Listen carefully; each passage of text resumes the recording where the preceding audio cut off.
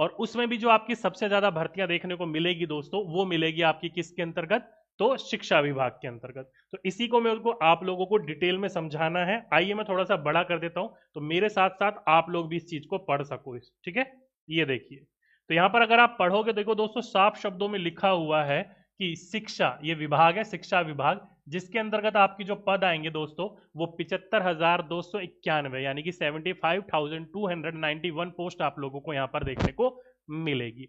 अब कई विद्यार्थी यहां पर परेशान होंगे कि सर कई न्यूज़ों में पता चला था कि हमारी जो वैकेंसीज है वो 80,000 प्लस देखने को मिलेगी। कई जगह पर यह पता चला था दोस्तों कि 1 लाख प्लस वैकेंसीज हमें जो वो है देखने को मिलेगी। कई जगह से हमें यह पता चला था कि 1,20,000 के आसपास वैकेंसीज देखने को मिलेगी। हर जगह से आपको अलग अलग न्यूज देखने को मिल रही थी दोस्तों, लेकिन मैं आप लोगों को एक थोड़ा सा कंफर्मेशन देना चाहूंगा दोस्तों।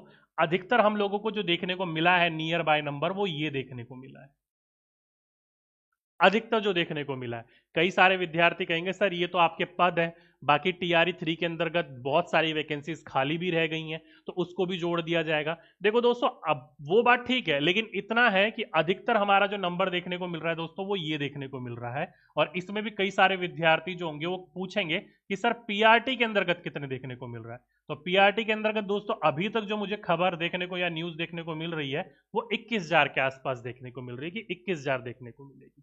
ठीक है, 20 से 21,000 के बीच के अंतर्गत। बाकी जब वैकेंसीज आएंगी तब आप लोगों को इस चीज के बारे में ज्यादा डिटेल में पता चलेगा, लेकिन मोटा मोटी ये है कि आप लोग ये मानकर चलिए चाहे कितने भी पद पहले खाली हो चुके हैं, कितने भी रह चुके हैं, आप लोगों को इतनी वैकेंसीज देखने को मिलेगी और पीआरटी में लमसम इतनी देखने को मिलेगी आप लोगों को। कई विद्यार्थियों को ये कम लगेगी, कईयों को ज्यादा लगेगी। तो मैं आपको समझा दूं दोस्तों, टीआरई 1 की तरह बम्पर बहाली जो है वो दोबारा देखने को नहीं मिलेगी। अगर देखने को मिलेगी तो लंबे समय के बाद, 5-7 साल का गैप होगा तब, उससे पहले देखने को नहीं मिलेगी। यही आपको वैकेंसीज देखने को मिलेगी। तो ये भी कम नंबर नहीं है दोस्तों वैकेंसीज की देखी जाए तो।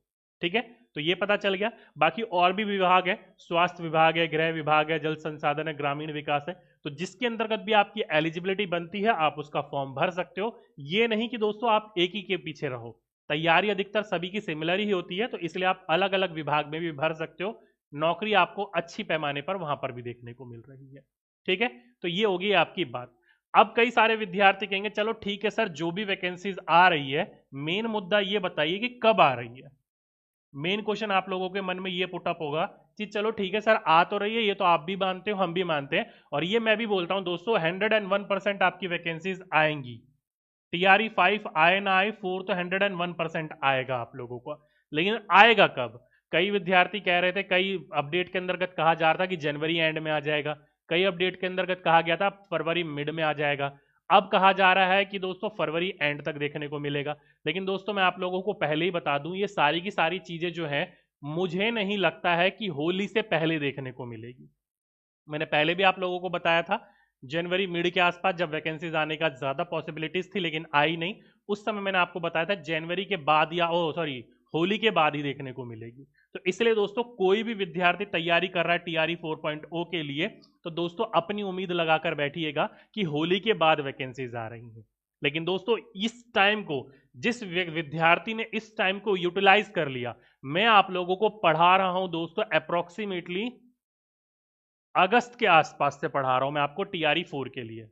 ठीक है, अगस्त भी ना मानो तो नवंबर के आसपास से तो जरूर पढ़ा रहा हूं मैं आपको टीआरई 4 के लिए। तो यदि ये जो विद्यार्थी आप लोग ये जो टाइम यूटिलाइज कर रहे हो ना, वही विद्यार्थी सिलेक्शन लेकर जाएंगे जो ये टाइम यूटिलाइज कर रहे हैं। जो विद्यार्थी यहां पर ये वेट कर रहे हैं कि नोटिफिकेशन आएगा, नोटिफिकेशन के बाद हम लोग अच्छी तरीके से पढ़ेंगे, भूल जाइए। जो विद्यार्थी पहले से तैयारी कर रहा हो उससे आप बहुत पीछड़ जाओगे, बहुत पीछे रह जाओगे। ठीक है, जितने भी आपको दिन मिल रहे हैं, 15 दिन मिल रहे हैं, 20 दिन एक्स्ट्रा मिल रहे हैं, 30 दिन एक्स्ट्रा मिल रहे हैं, 2 महीने एक्स्ट्रा मिल रहे हैं, इसको पढ़िए, ज्यादा से ज्यादा अपने समय का यूटिलाइज करिए, यही आपको सिलेक्शन दिलाएंगे। और आप लोगों को जो नोटिफिकेशन आएगा ना, नोटिफिकेशन आने के अंदर अंदर 3 महीने के अंदर आपका एग्जाम हो जाएगा। अब 3 महीने कहने का मतलब ये है कि 1 महीना नोटिफिकेशन के अंतर्गत आपको फॉर्म फिलअप करवाया जाएगा, हफ्ता भर आपको जो है गलतियां होंगी उसको ठीक करने के लिए दिया जाएगा, 25 से 30 दिन का गैप दिया जाएगा और एग्जाम ले लिया जाएगा। तो 3 महीने के अंतर्गत बीपीएससी टीआरई की तैयारी भाई नहीं, पॉसिबल ही नहीं है। ये सीटेट नहीं है, ये आपको आपकी जिंदगी के करियर बनाने का ऑप्शन देता है। तो इसलिए सीटेट नहीं है कि 1.5-2 महीने पढ़कर आप लोग निकाल लोगे, ठीक है। ये बीपीएससी है और बीपीएससी समुद्र है आपके, अगर देखा जाए तो सिलेबस है ही नहीं इसका, तो इसलिए समुद्र है, आपको ज्यादा से ज्यादा समय देना पड़ेगा इसको चीजों को क्लियर करने के लिए। तो इसलिए आप लोगों की जो नोटिफिकेशन आने में देरी लग रही है ना, उसका आप समय का यूटिलाइज करो। और समय को कैसे यूटिलाइज करना है, किस तरीके से यूटिलाइज करना है, मैं आपको काफी बार बता चुका हूं। यदि आपको सिलेक्शन लेना है तो केवल उसके 2 ही तरीके हैं, उसके अलावा तीसरा तरीका कोई भी नहीं है, ठीक है। पहला तो आप लोगों को दोस्तों क्या करना है कि आपकी एनसीईआरटी एससीईआरटी बुक को पूरा का पूरा अच्छी तरीके से पढ़ लेना है, कम से कम 6ठी से लेकर 10वीं कक्षा तक, चाहे आप किसी की भी तैयारी कर रहे हो, मैं बहुत बार बता चुका हूं इसके साथ। इसी के साथ साथ में दोस्तों आपको अपने प्रीवियस ईयर क्वेश्चन करने हैं। Previous year question TRE 1, TRE 2, TRE 3, TRE 3.0, head master, head teacher, कोई सा भी नहीं छोड़ना है, ठीक है। अगर कोई सा भी छोड़ते हो, आप बोलते हो कि सर ये 1 से 5 के लिए हैं, हम तो 6 से 8 का क्यों पढ़े, 9 से 10 का क्यों पढ़े, या जो विद्यार्थी 9-10 की तैयारी कर रहे हो वो सोच रहे हैं 1 से 5 का हम क्यों पढ़े, वो बहुत बड़ी गलती कर रहे हैं अपनी एग्जाम की प्रिपरेशन को लेकर। आप किसी भी सेक्शन की तैयारी कर रहे हो, जर्नल पेपर आप सबका पढ़ोगे, सब्जेक्ट वाला छोड़ सकते हो, लेकिन journal paper previous year question आपको सारे पढ़ने हैं।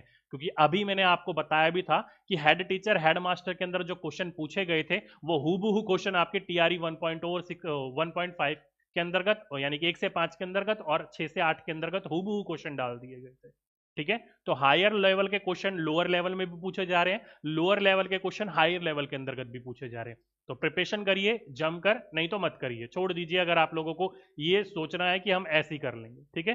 कई विद्यार्थी सोच रहे होंगे सर डोमिसाइल का क्या होगा। देखो दोस्तों, डोमिसाइल के ऊपर मैं अभी कुछ नहीं कह पाऊंगा। अधिकतर जो न्यूज निकल कर ये आ रही है वो ये कह रहे हैं कि 90% जो है डोमिसाइल वो बिहार के अंतर्गत लग जाएगा और 10% बाहर वाले विद्यार्थियों यानी कि बिहार के अलग स्टेटों को जो होंगे उनको रिजर्वेशन यहाँ पर दी जाएगी, यानी कि 10% सीट पर भर सकते हैं। लेकिन कंफर्मेशन नहीं है, कुछ भी हो कैसा भी हो आप अपनी तैयारी करिए, चाहे वो बिहार के स्टूडेंट हो या चाहे बिहार के बाहर वाले स्टूडेंट हो, ठीक है। काफी सारे विद्यार्थी मुझे कोसते रहते हैं सर आप डोमिसाइल डोमिसाइल क्यों लगवाना चाह रहे हो, और काफी सारे विद्यार्थी मेरे साथ समर्थन में भी होते हैं कि सर आप डोमिसाइल लगवा रहे हो, अच्छा कर रहे हो। भाई मैं कुछ नहीं कर रहा हूं, सरकार कर रही है जो कर रही है, हम तो केवल आप लोगों को अपडेट देते हैं और कुछ नहीं, ठीक है। तो ये कुछ तरीके हैं, बाकी मैं आपको एक अच्छी डिटेल में भी आपको एक पूरा का पूरा बता दूंगा कि मैंने किस तरीके से सिलेक्शन लिया। बिल्कुल दोस्तों, TRE 3.0 के अंतर्गत मेरा सिलेक्शन हो चुका है, तो मैं आप लोगों को अच्छी तरीके से गाइड कर सकता हूं कि किस तरीके से आप लोगों को पढ़ना चाहिए, ठीक है। तो आप लोग कैसे सिलेक्शन ले सकते हो, कई बार मैं आपको बता भी चुका हूं, आगे आने वाले दिनों के अंतर्गत भी बताऊंगा कि समय का कैसे आप सदुपयोग करो, ठीक है। अब आते हैं दोस्तों अपनी लास्ट और बुक के ऊपर कि काफी सारे विद्यार्थियों को मैंने आपको बोल रखा है 2 तरीके तो आपको इस्तेमाल करने ही है। एक एनसीईआरटी एससीईआरटी की किताब जो कि आपकी कक्षा 6ठी से लेकर 10वीं तक की है, कम से कम 12वीं तक की भी पढ़ सकते हो, लेकिन आपका बेस तैयार हो जाता है 10वीं तक की, आपकी अंडरस्टैंडिंग बन जाती है, तो इसलिए 10वीं तक की आपके लिए तो भाई मैंडेटरी है। तो 10वीं तक के लिए दोस्तों हम लोगों ने किताब बनाई है, ये किताब कैसे ले सकते हो, किस तरीके से ले सकते हो, और आने वाले समय में आपको और कौन कौन सी किताबें देखने को